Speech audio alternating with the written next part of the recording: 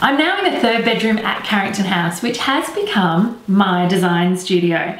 And I must admit, in this room, I officially think that the trims and the mouldings are what has brought this room together and kept it held together. So I have continued the beautiful picture rails, the PR20, as well as the gorgeous skirts, the SK498 through this space. I also have brought through into this space at exactly the same heights to all the other rooms, the chair rail, the CR22.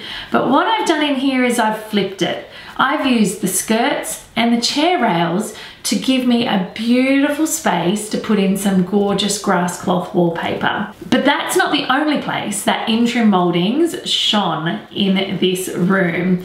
They were also used around the door and the beautiful deep set window.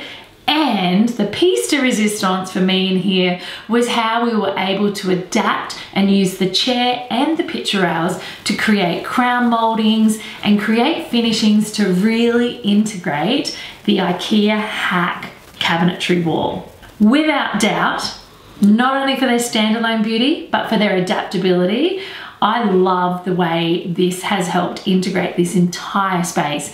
Nothing in here feels tacked on. Everything feels completely finished.